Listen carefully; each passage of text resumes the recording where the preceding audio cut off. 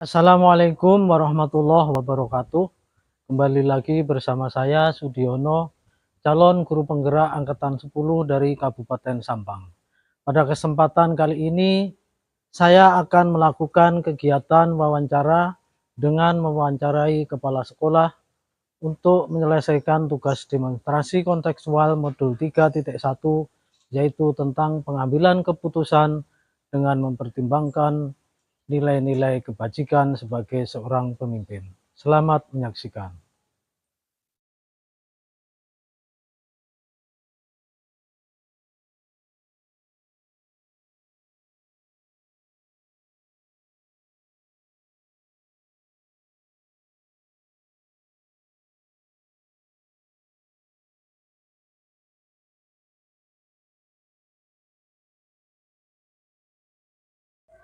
Assalamualaikum warahmatullahi wabarakatuh.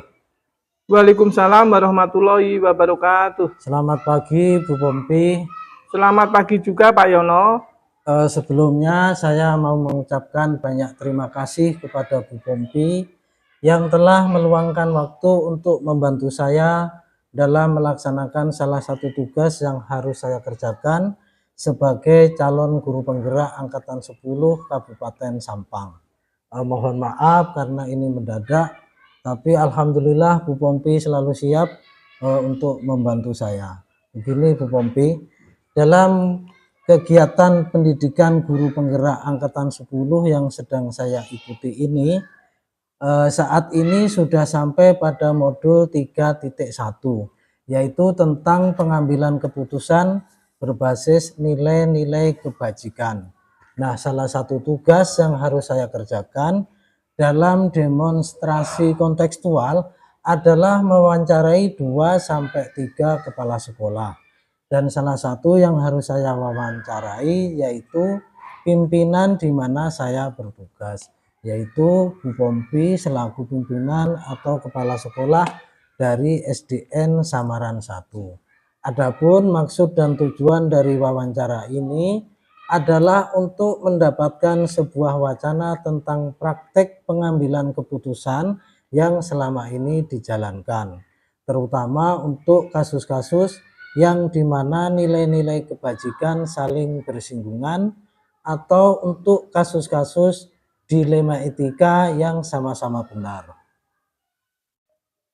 Baik Pak Yono, saya sebagai kepala sekolah atau pimpinan dari SDN Samaran 1 tentu saja dengan senang hati akan membantu dan mendukung Pak Yono sebagai calon guru penggerak angkatan 10 dalam melaksanakan pendidikan dan dalam mengerjakan tugas-tugas dari program pendidikan guru penggerak ini. Harapan saya, semoga Pak Yono tetap semangat dan diberikan kemudahan serta kelancaran dalam mengikuti pendidikan guru penggerak ini sampai nanti lulus sebagai guru penggerak. Amin. Terima kasih Bu Pompi atas doanya. Semoga dikabulkan oleh Allah. Baik Bu Pompi, saya boleh mulai mengajukan beberapa pertanyaan terkait tentang pengambilan keputusan dengan mempertimbangkan nilai-nilai kebajikan sebagai seorang pemimpin. Monggo Pak Yono, saya persilahkan. Terima kasih Bu Pompi. Jadi Bu Pompi selaku kepala sekolah yang sudah menjabat dalam kurun waktu yang cukup lama, tentu saja mengalami atau mempunyai banyak pengalaman yang real, yang nyata, yang sudah pernah Ibu alami. Bolehkah Ibu jelaskan bagaimana selama ini Bu Pompi dapat mengidentifikasi kasus-kasus yang merupakan dilema etika atau bujukan moral? Ya Pak Yono, berbicara dilema etika dan bujukan moral adalah dua hal yang sering terjadi dalam proses pengambilan keputusan. Kita bisa mengidentifikasi dengan cara melihat apakah masalah tersebut melibatkan konflik antara dua kebaikan atau godaan untuk berbuat salah. Dengan cara ini kita bisa menentukan apakah itu D5 etika atau bujukan moral.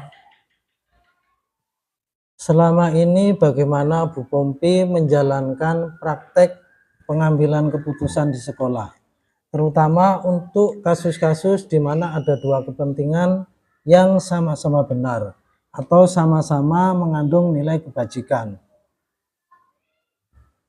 Untuk pengambilan keputusan di sekolah ini Pak Yono, terutama saat menghadapi dua kepentingan yang sama-sama benar, saya akan mengidentifikasi situasi D5 etika atau bujukan moral dengan memperhatikan pertentangan nilai, dampak pada murid, konsultasi dengan tim guru, dan beracuan pada kode etik profesional guru. Jadi dalam pengambilan keputusan penting untuk mempertimbangkan dampak keputusan pada murid dan memastikan bahwa kebijakan sekolah selaras dengan prinsip-prinsip etika. Langkah-langkah atau prosedur seperti apa yang biasa Ibu Pompi lakukan selama ini? Untuk pengambilan keputusan di sekolah ini Pak Yono, terutama saat menghadapi dua kepentingan yang sama-sama benar, saya melakukan 1. Mengumpulkan semua informasi yang relevan tentang kasus tersebut. Yang kedua, analisis nilai, mengevaluasi nilai dan dampak jangka panjang. 3. Konsultasi dengan tim, diskusi dengan guru dan staf. Yang keempat, pendekatan kolaboratif, keputusan demokratis dengan mendengarkan semua pihak. Yang keempat, fokus pada murid, memprioritaskan kesejahteraan dan perkembangan murid. Terima kasih Bu Pompi. Jadi berdasarkan keterangan yang Bu Pompi berikan, bisa saya ulangi lagi bahwa dalam pengambilan keputusan di sekolah ini, terutama untuk kasus dilema etika, Bu Pompi melakukan cara-cara yang pertama, akan mengumpulkan semua informasi yang relevan, kemudian selanjutnya akan melakukan analisis nilai, yaitu dengan mengevaluasi nilai-nilai etika yang terlibat dan mempertimbangkan dampaknya pada murid maupun pada sekolah. Kemudian setelah itu kepala sekolah bersama tim guru dan staf akan mengadakan diskusi secara terbuka, mengemukakan argumen dan pandangan masing-masing. Keputusan yang akan diambil adalah keputusan secara kolaboratif dengan berpegang teguh pada prinsip-prinsip etika dan nilai-nilai kebajikan yang telah ditetapkan. Begitu Bu Pompi. Ya, sangat benar sekali Pak Yono. Luar biasa sekali Bu Pompi. Tidak salah kalau saya mau belajar lebih banyak dari Bu Pompi. Dari pengalaman yang pernah Bu Pompi alami, apa yang telah terbukti efektif dalam membantu Bu Pompi mengambil keputusan dalam situasi dilema etika? Mungkin ada strategi atau prinsip tertentu yang Ibu temukan berhasil. Menurut saya, efektivitas dalam pengambilan keputusan D5 etika di sekolah tergantung pada komunikasi dan kolaborasi yang kuat di antara tim guru dan staf sekolah.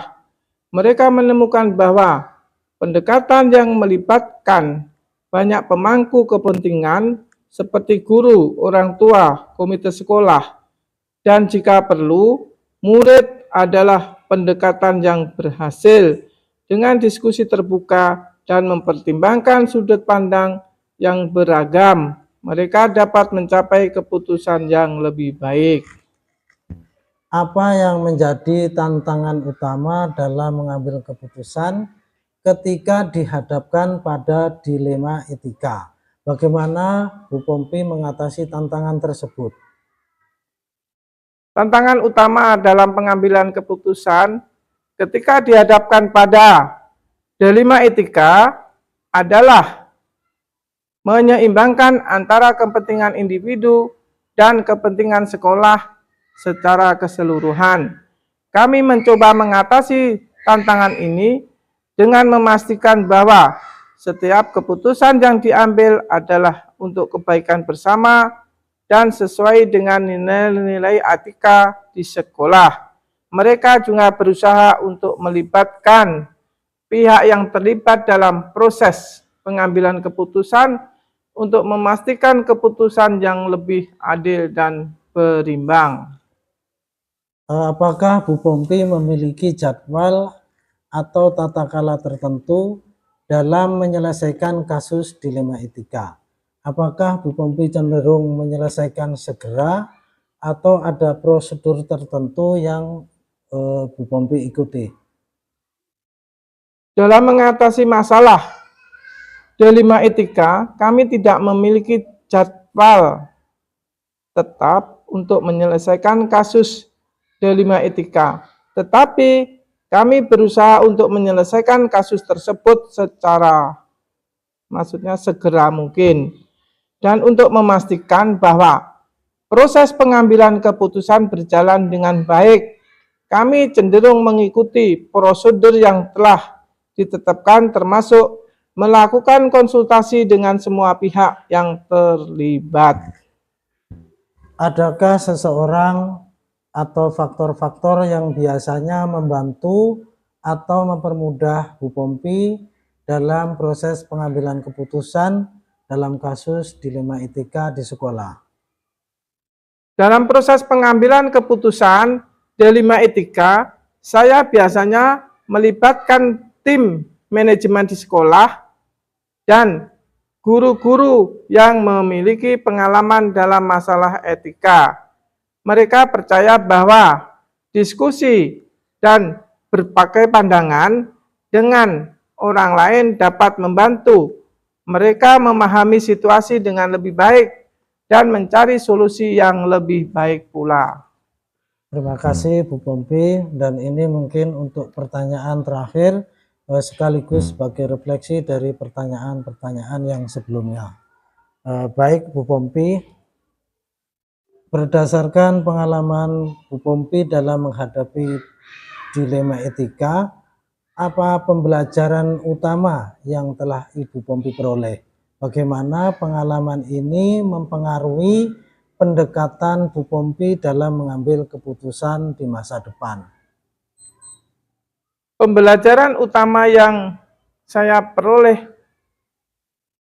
Pak Yono, adalah bahwa pengambilan keputusan dalam dilema etika harus didasarkan pada nilai-nilai etika yang kuat dan mempertimbangkan dampak jangka panjang. Pengalaman ini telah mempengaruhi pendekatannya dalam mengambil keputusan di masa depan, di mana dia akan lebih berhati-hati dalam mempertimbangkan nilai-nilai etika dan berfokus pada konsekuensi jangka panjang dari keputusan tersebut, Pak Yono. Terima kasih Bu Pompi, mungkin cukup sekian wawancara hari ini. Sekali lagi saya ucapkan terima kasih atas waktunya dalam menemani saya, membantu saya dalam menyelesaikan tugas-tugas saya sebagai calon guru penggerak. Terima kasih Bu Pompi. Saya akhiri.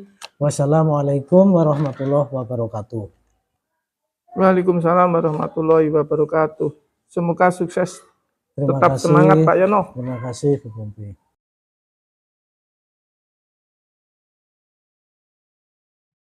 Assalamualaikum warahmatullahi wabarakatuh. Permisi Bapak. Waalaikumsalam warahmatullahi wabarakatuh. Silakan duduk. Ada yang bisa saya bantu? Iya Pak, terkait dengan tugas CGP yaitu demonstrasi kontekstual modul 3.1 tentang pengambilan keputusan pemimpin. Apakah Bapak bisa meluangkan waktu kira-kira 20 menit untuk wawancara terkait hal tersebut? Silahkan Bapak.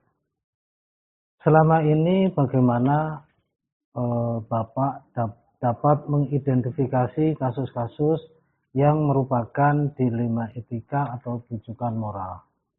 Dari kasus yang ada, Bapak, dapat dibedakan menjadi dua, yaitu antara dilema etika yang berdasar antara benar dan salah, dan rujukan moral yang berdasar pada benar atau salah. Selama ini bagaimana Bapak menjalankan pengambilan keputusan di sekolah, terutama untuk kasus-kasus di mana ada dua kepentingan yang sama-sama benar atau sama-sama mengandung nilai kebajikan? Selama ini dalam pengambilan keputusan dalam kasus dua kepentingan yang sama benar, Pak. Didasarkan pada rasa peduli, kasih sayang dan memikirkan dampak jangka pendek atau jangka panjangnya, Pak. Langkah-langkah atau prosedur seperti apa yang Bapak lakukan selama ini? Langkah atau prosedur dalam pengambilan keputusan yang dilakukan selama ini adalah dengan melakukan analisa kasus, melihat siapa saja yang terlibat, nilai apa saja yang bertentangan, data dan fakta yang mendukung, serta melakukan uji kebenaran atau salah. Hal-hal atau apa saja yang selama ini Bapak anggap efektif dalam pengambilan keputusan pada kasus-kasus dilema etika? Ini Bapak mengenali bahwa nilai-nilai yang saling bertentangan dalam situasi ini, menentukan siapa yang terlibat dalam situasi ini, mengumpulkan fakta-fakta yang relevan dengan situasi ini, pengujian benar atau salah, pengujian paradigma benar lawan benar. Kemudian hal-hal apa saja yang selama ini merupakan tantangan dalam pengambilan keputusan pada kasus-kasus dilema etika? Hal yang merupakan tantangan adalah mempertimbangkan segala dampak yang ada. Berpikir dengan matang dan jangan menuruti emosi. Jangan terpengaruh oleh arahan orang lain dan menentukan tantangan nilai-nilai kebenarannya. Apakah Bapak memiliki sebuah tata kala atau jadwal tertentu dalam menyelesaikan kasus dilema etika? Apakah Bapak langsung menyelesaikan di tempat atau memiliki sebuah jadwal untuk menyelesaikannya? Bentuk atau prosedur seperti apa yang Bapak jalankan? Ya Bapak Yono, pada kasus dilema etika yang bersifat ringan, biasanya langsung diselesaikan saat itu juga. Namun, pada masalah yang lebih besar, itu diperlukan jadwal tertentu untuk menyelesaikannya, sesuai dengan prosedur. Seperti itu, Bapak. Iya.